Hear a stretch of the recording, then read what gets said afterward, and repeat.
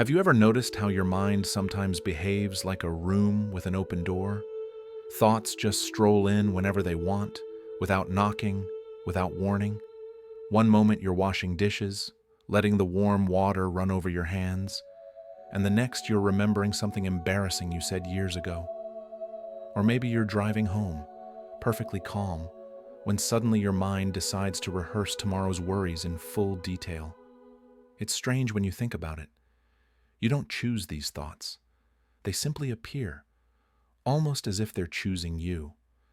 So here's the question that pulls the floor out from under everything we assume about ourselves.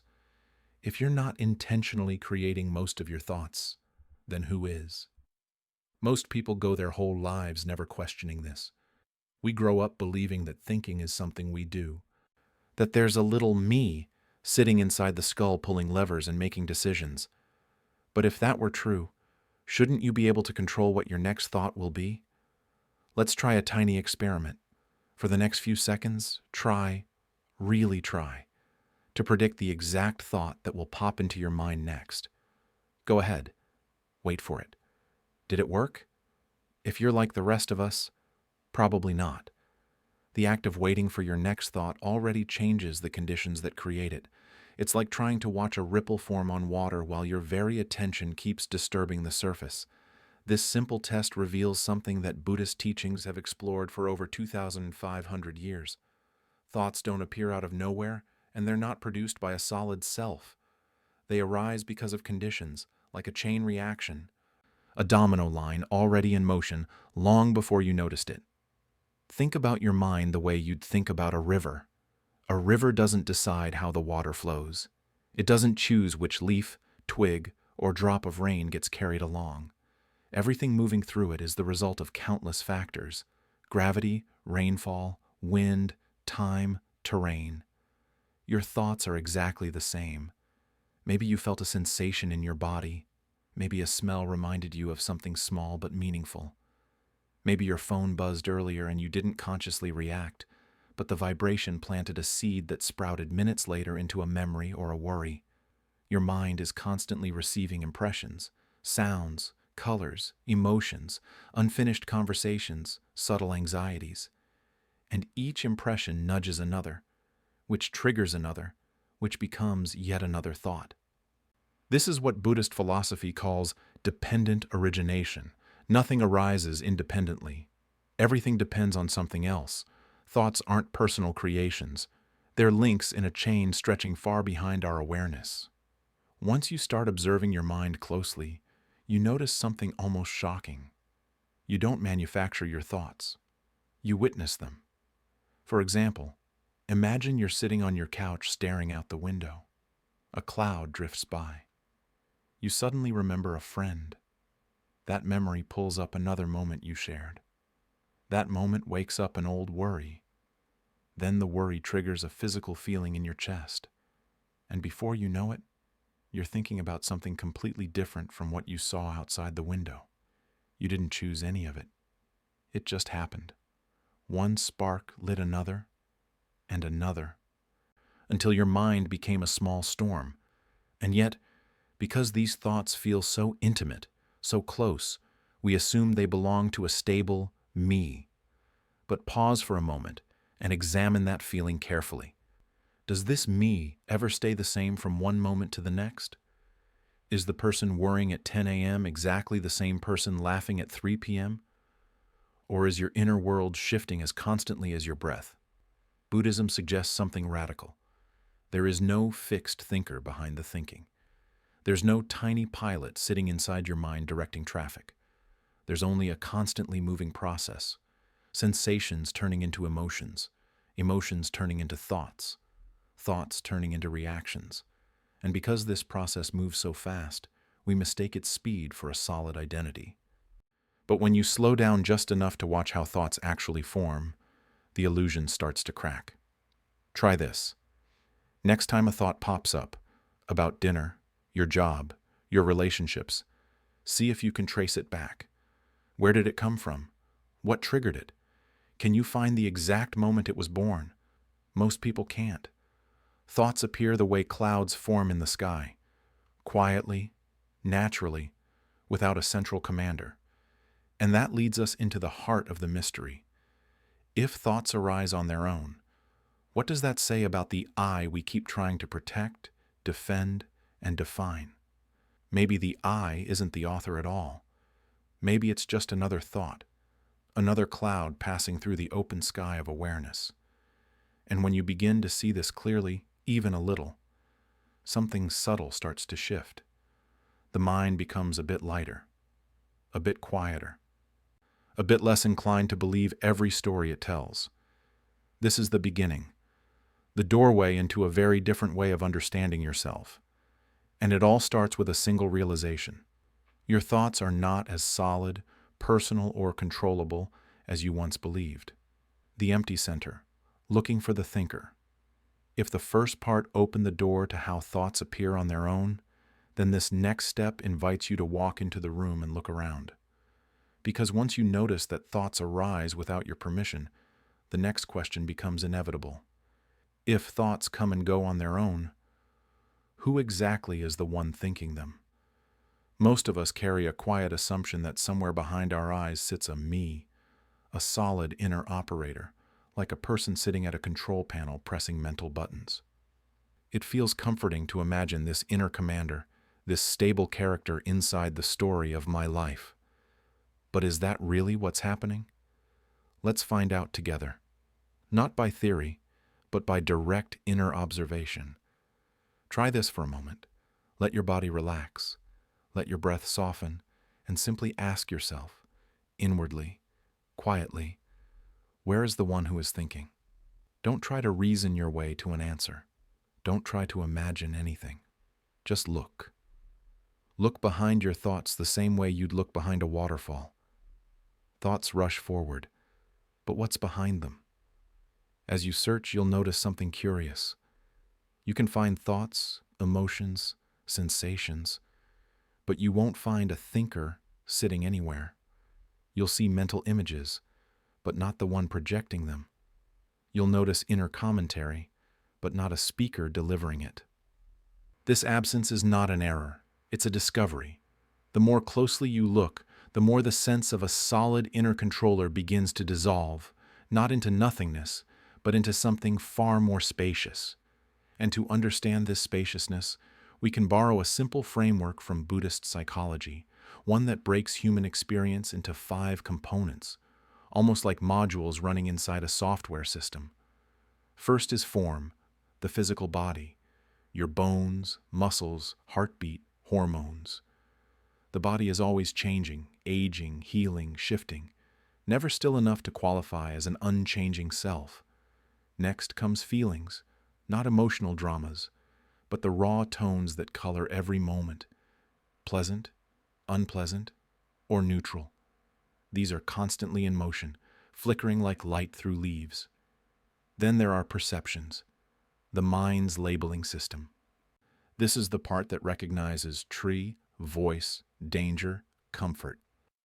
Labels shift depending on mood, memory, conditioning, far too unstable to be a fixed me. The fourth component is mental formations, which include intentions, habits, impulses, opinions, basically the psychological machinery behind all your reactions. These shift all the time, influenced by experiences and conditions. And finally, consciousness, the simple knowing of experience. It's not a self either. It arises when there's something to know, sights, sounds, thoughts, and disappears in deep sleep or unconsciousness. None of these 5 pieces are constant, and none of them stand alone. They operate together, intertwined like gears in a machine. Together they create the illusion of a unified person, but when examined one by one, none can honestly claim the title of I. And when you see this, not as a concept, but as an experience, it creates a remarkable freedom. There's no inner commander to protect, no fixed identity to defend, no little self struggling to stay in control. There's just a flow of processes, each one arising because of something else, just like thoughts themselves.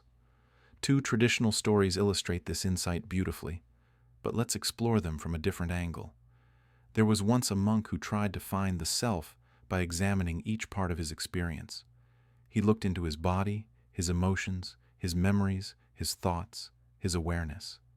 And every time he thought he'd found something solid, it changed. Eventually, he realized that the feeling, "I am the one thinking," was itself just another mental formation, another appearance in the mind, not the source of the mind.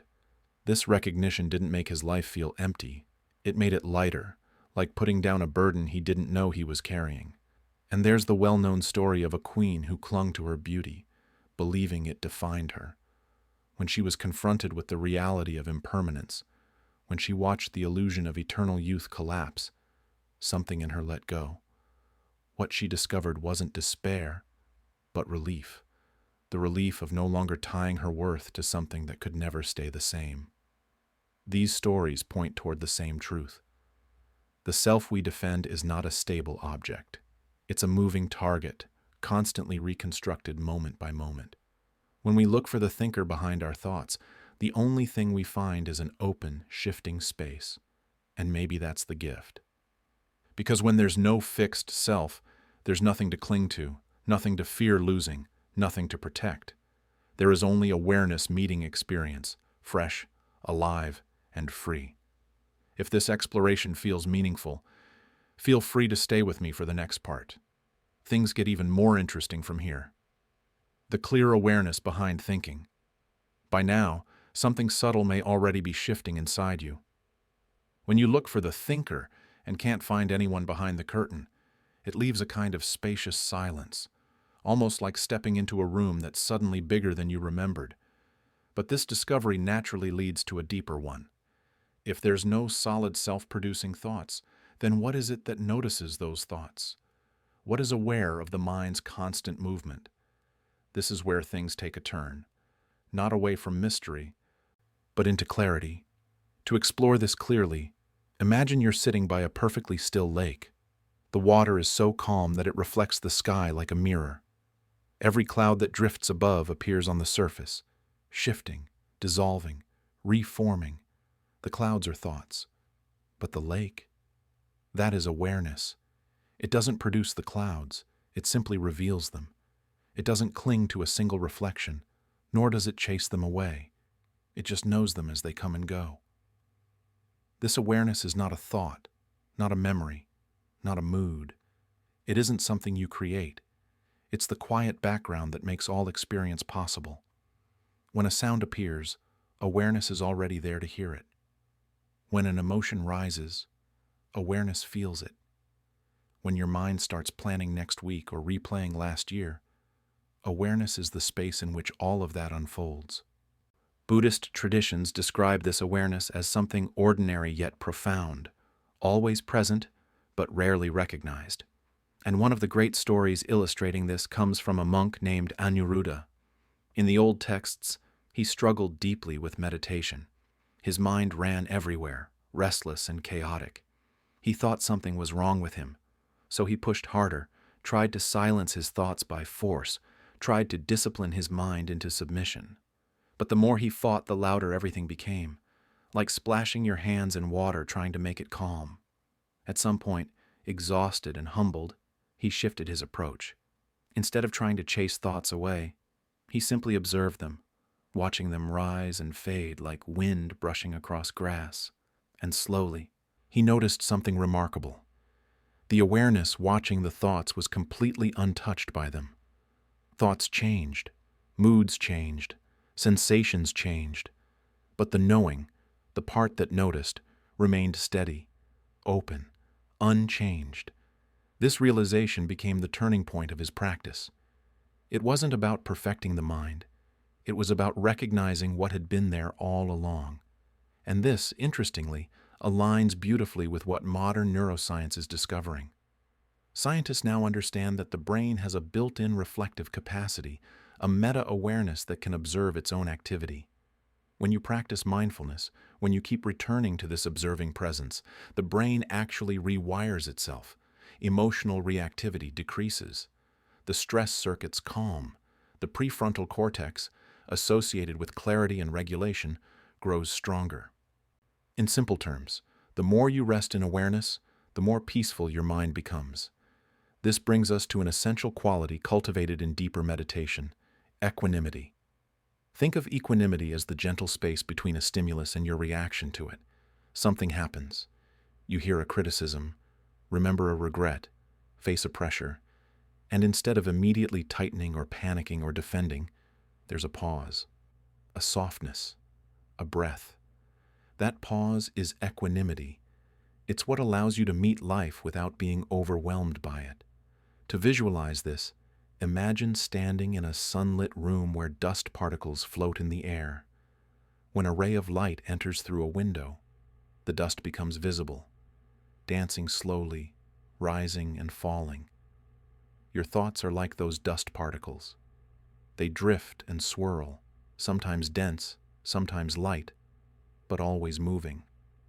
And the ray of light? That's awareness. It illuminates whatever appears but remains completely untouched.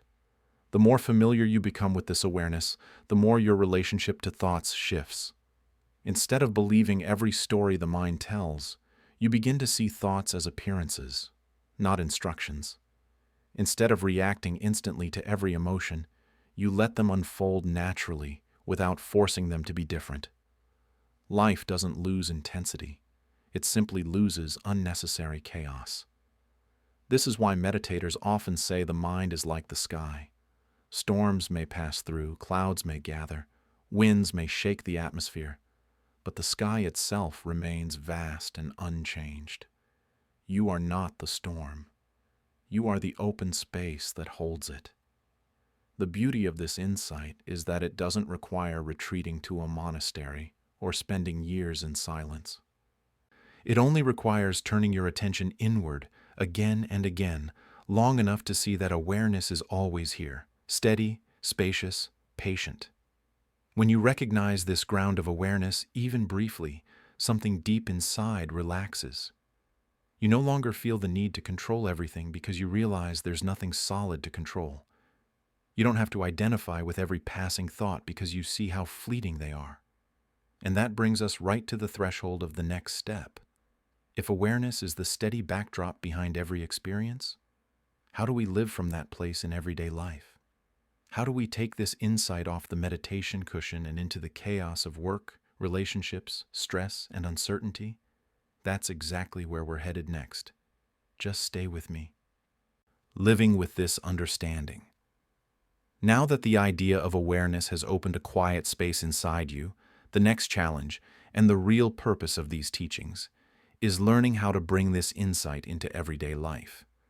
It's one thing to feel clear and spacious while listening to a calming video, and another thing entirely when you're late for work, stuck in traffic, or overwhelmed by a tough conversation.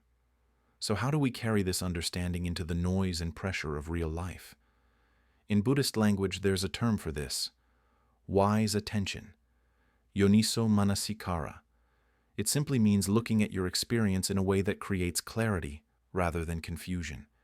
Instead of reacting out of habit, you begin responding out of awareness. Instead of trying to control every thought or emotion, you treat the mind like a landscape you can explore with curiosity.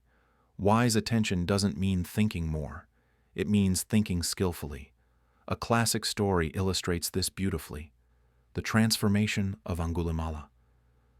The versions vary, but the essence is this: he was once feared, guided by impulses he never questioned. His mind ran him, not the other way around.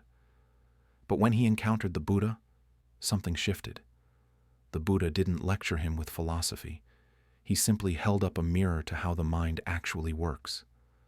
Angulimala saw, perhaps for the first time, that his thoughts were not commands. They were conditions arising and passing. And when he saw this clearly, the entire direction of his life changed. His outer story is dramatic, but the inner story is the one that matters. When you understand your mind, you stop being ruled by it. Living from awareness doesn't require dramatic transformation. It begins with small, practical steps. Imagine you're stuck on a difficult problem, whether it's a math equation, a work project, or a personal dilemma.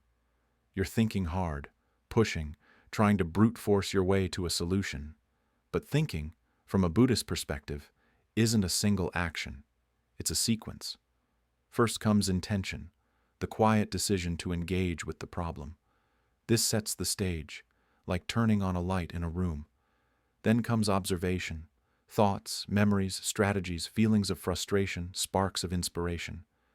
This part is messy, and that's okay. Here, wise attention means noticing what's happening inside without gripping too tightly. Next comes something most people skip: space, stepping back, taking a breath, letting the mental water settle. People often mistake this for procrastination, but it's actually incubation, your mind reorganizing itself beneath the surface. With space comes equanimity, that gentle stability you cultivated earlier. Instead of forcing the answer, you let the mind work without panic, without pressure, without clinging. And then, like a small light flicking on in a dark room, insight arrives. Not because you squeezed your mind tighter, but because you created the conditions for clarity. This sequence mirrors the parable of the raft. The Buddha once said that when you cross a river using a raft, you don't carry the raft with you afterward. It served its purpose, and now it's time to let it go. Thinking works the same way. Use it when it's needed, but you don't have to drag every thought, memory, worry, or mental story everywhere you go. Thoughts are tools, not burdens. So how do we build this into daily life? Not by huge commitments, but by micro practices. The small habits that gently reshape how you relate to your mind. When you feel stressed, try this. Take one conscious breath. Not 10, not a whole meditation session, just one. Let the breath come in naturally, and notice the sensation without trying to change it. When an emotion surges, before reacting, pause for half a second and ask, what does this feel like in the body? That simple question pulls you out of the autopilot of reactivity and into awareness. When your mind is overwhelmed, imagine creating a bit of inner space, like opening a window in a crowded room. Let everything breathe. Let the thoughts move without chasing them. Over time, these tiny practices add up. They build resilience. They create room for compassion, patience, and clarity. They make you less of a prisoner to your thoughts and more of a witness to them. And now we've come full circle, arriving back at the question that started this entire journey. If you're not your thoughts, who's thinking them? The Buddha often remained silent when asked questions like this, not because he didn't know, but because the question dissolves when awareness is understood. It's like asking where the flame goes when a candle is blown out. The problem isn't the answer. It's the assumption behind the question. You don't have to figure out who the thinker is. You only have to recognize the space in which thoughts appear and disappear. That space is where freedom lives. If today's message brought you clarity, peace, or even just one moment of stillness, feel free to like the video, leave a thought in the comments, or subscribe for more wisdom like this. Until next time, may your awareness stay open, steady, and free.